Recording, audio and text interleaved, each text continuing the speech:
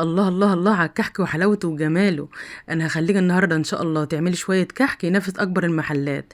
بنص كيلو دقيق هنعمل 32 كحكايه، الواحده 35 جرام. بصوا مش هنمشي بالجرامات علشان ما تتخنقوش ولا حاجه.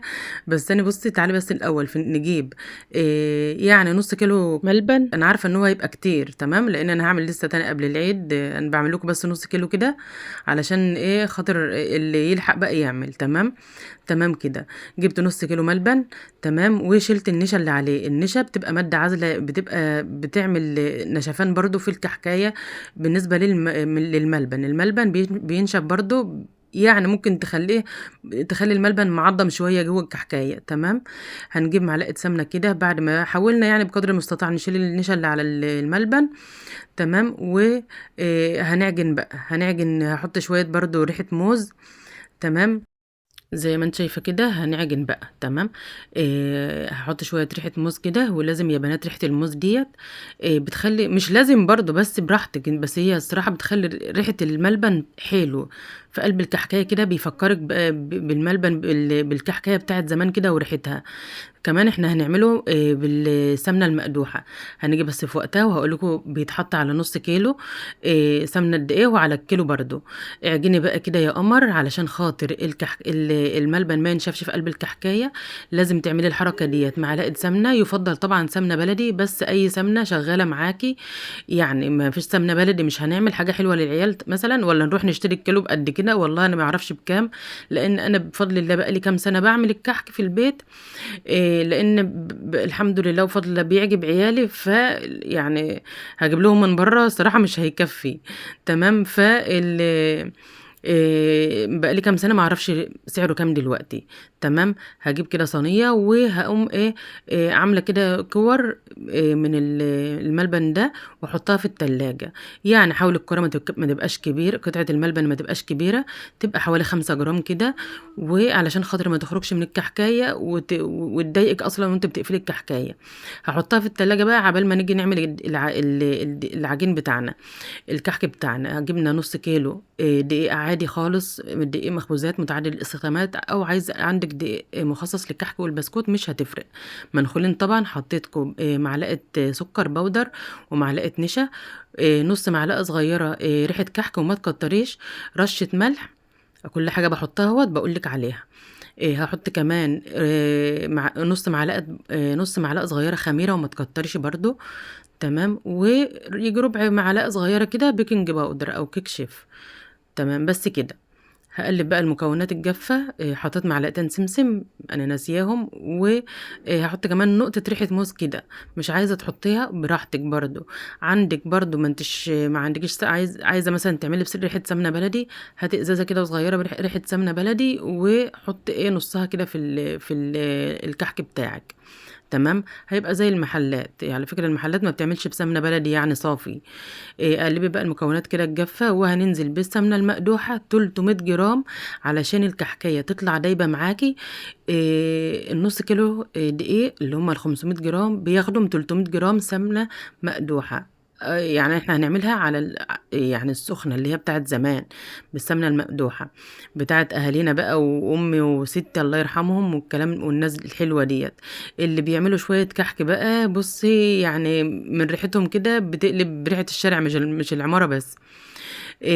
قلبي بقى كده بأي معلقة معدن عبال ما تلاقيها هدت كده معاكي، وتبدأي بقى تبسي.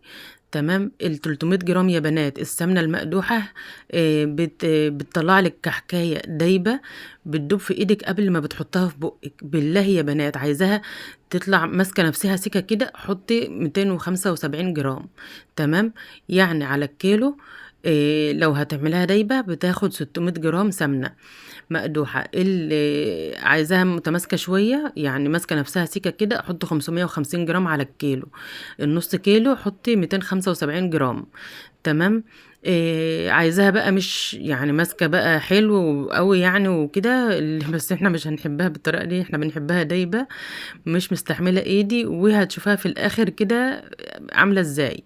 بس بقى براحتك يعني. بصي عايزين بقى بس مباشر بس بقى كده براحتك يا قمر، لان دي يعني ما تقلقيش من البث. بس ان شاء الله تبث تقعدي تبث ساعه. يعني كنت في الاول قلت اما احاول استخدمها اعملها كده وهي سخنه، بس ما قدرتش، سبتها تريح شويه ورجعت لها. لازم يا بنات تشربي كل الدقيق كده، حبيبات الدقيق بالسمنه، علشان تطلع معاكي كحكايه دايبه، دايبه دوب كده. وكمان ميزه قدح السمنه بتخلي الدقيق زي المستوي من جوه، يعني ايه، هو يعتبر الدقيق استوى. انت فاهمه؟ الدقيق والحاجات اللي جوه اتحمصت اللي احنا حطيناها. إيه يعني ايه، هتبقى هتفتحي الكحكايه كده بعد ما تستوي، هتلاقيها من بره زي من جوه ذهبي، من جوه زي من بره. تمام. إيه، نص كوبايه ميه بقى، يا دافيه او من الحنفيه، هنعجن بيها. هحط يعني معلقتين بمعلقتين كده، وبصوابعي بقى زي ما بقولك اهو، بصوابعك، ما تعجنيش خالص، احنا مش عايزين عرق، احنا عايزينها. شوفي اهي بتتقطع كده معاكي، ملهاش عرق. تمام. اوعي تعجني وتنزلي فيها، هتخليها قرص او قراقيش، براحتك بقى، يعني انت فاهمه. لان زيها زي القراقيش على فكره، بس السمنه زايده فيها. لو انت عجنت فيها شويه هتلاقيها قراقيش او قرص. طبعا هي محتاجه ميه، انا بقول لك كده، انا عارفه انها محتاجه، بقيت نص كوبايه الميه. بس انا بعرفك لو شققت معاكي، جيتي تكوريها كده شققت، يبقى هي محتاجه ميه. والافضل يا بنات، معلومة برضو، الأفضل في الكحك إن يطلع كحكاية دايبة وتعيش معاكي، العجن بالمية مش بالحليب. عجنت بالحليب مش هتطلع دايبة معاكي، وصلاحيتها هتبقى قليلة خالص. يعني لو هتقعد أسبوع مثلا، يعني هي دي على فكرة ممكن تقعد شهر وما يجرالهاش حاجة. لو هتقعد شهر اللي بالحليب ممكن تقعد اسبوع ولا حاجه. عايزه ميه كمان، كل ما تلاقيها مشققه اديلها سوائل، اديلها ميه. تمام. وبايدك زي بصوابعك زي ما انت شايفه كده، قلبي كده بس الدقيق يتشرب، بس السائل اللي احنا حطيناه، الميه اللي احنا حطيناها. بالله امشي ورا الطريقه ديت. والله يا بنات بقالي بفضل الله كام سنه بعملها بالطريقه ديت، احلى كحكايه دايبه. كل اللي بياكلها من عندي بسم الله ما شاء الله بيشكر فيها بفضل الله. إيه، مش فضل مني ولا حاجه. إيه يعني الحمد لله، وما توفيقي الا بالله. تمام كده. إيه خلاص. إيه شايفه، خلاص كده بقت مش مشققه هي وزي العسل. هغطيها بقى كده تريح سيكه، بس عبال ما اغسل ايدي واجيب الصينيه والمنقاش وكلام من ده. هات بقى صينيه كده، وهننضف بقى المكان ده. هات الصينيه، مش هندهنها اي ماده. إيه، تعالى ما نتكلم على المنقاش شويه. المنقاش يا بنات لازم السنان تبقى فوق بعضها، اوعي السنه تبقى مطرفه علشان ما تنتشش. هتنتش منك الكحكايه، وهتلاقيها مخربشه كده ومنعكشه، ومش شكلها مش هتبقى حلوه. لازم السنان تبقى في بعض فوق بعضها على طول. تمام. البصمه بقى اللي هي اسهل حاجه بالنسبه لي، ولو ما بصورش والله يا بنات انا مش هعمل بالمنقاش ده. المنقاش بيغلبني الصراحه، انا لوحدي والله المستعان. وبطيئه شويه في النقش ده. فشايفه بقى اهم حاجه بقى يا بنات، اللي فات كله كوم، والحته دي بقى كوم تاني، اللي هي مؤمن. بصي اهم حاجه الدمجه ما بين ايديك دي، ان انت تدمجي الكحكايه ما بين ايديك كده. دي بتبني الكحكاية. يعني ايه بتبني الكحكاية؟ بتنعمها مهما تكوني بقى مع جنتيش بقى ومحافظة وكلام من ده. مهما تكوني إيه، ما دمجتهاش حلو، مش هتطلع لك كحكاية برضو مشققة ومش ناعمة. تمام.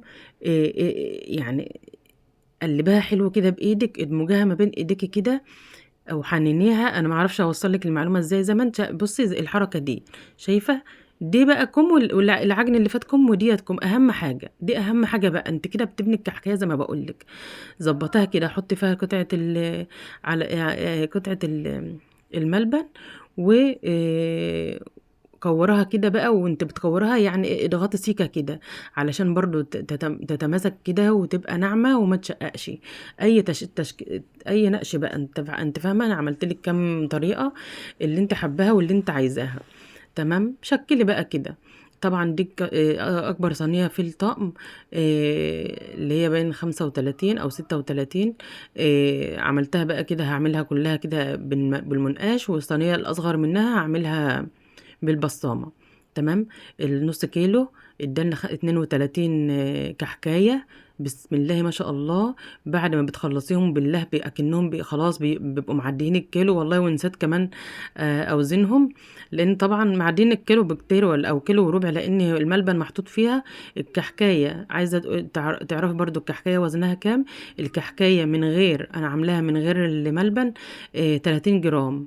حطيت قطعه الملبن 5 جرام، يعني 35 جرام. شايفه الجمال؟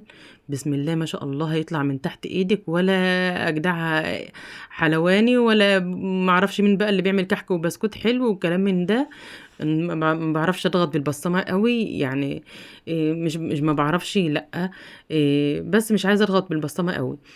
طبعا بتدخلها في فرن البوتاجاز. حط الشبكه في نص الفرن على نار هاديه. وطبعا من اول ما انت بدات تعجني مولعه البوتاجاز. تمام تمام كده. سيبها تستوي براحتها خالص. ما تعليش النار. ما تقوليش لا. شايفه اول ما احط ايدي كده عليها هتلاقيها دايبه دوب كده. مش بقولك هتدوب في ايدك قبل بقك. شايفه الجمال؟ شايفه التسويه من جوه زي من بره، لون الدقيق، لون العجينه نفسها. الملبن سايح. اللهم صل على النبي، اللهم بارك يا بنات. والله مش بشكر في نفسي، بس اعملي امشي ورا الطريقه. هتطلع من تحت ايدك كحكايه عجب عجب وعسل. الفيديو بالله عليكم لو عجبكم الاعجاب يا بنات، وتعليق صلوا على النبي. اللهم صل وسلم وبارك على سيدنا محمد. ولو ينفع يعني تسلم ايدك يا مؤمن، او مش مشكله عادي، احنا اخوات واصحاب. وبحبكم. وكل سنه وانتم طيبين. اعملي بقى بسكر بودر، مش عايزه تسيبيه كده بقى لحد ما ضيف يجيلك وتقومي عاملاها بالسكر. براحتك خالص خالص. احنا عملنا دول كده استعجاله علشان انزل لكم الفيديو. لسه ان شاء الله اذا احيانا ربنا هعمل لنا بقى تاني، بس مش هصوره بقى. هعمل بالبصامة. انا بوعدكم ان انا هعمل بالبصامة، علشان ايه؟ التشكيل ده بيتعبني. تمام. وبحبكم، وكل سنة وانتم طيبين ومتهانين في وسط حبايبكم، والسلام عليكم ورحمة الله.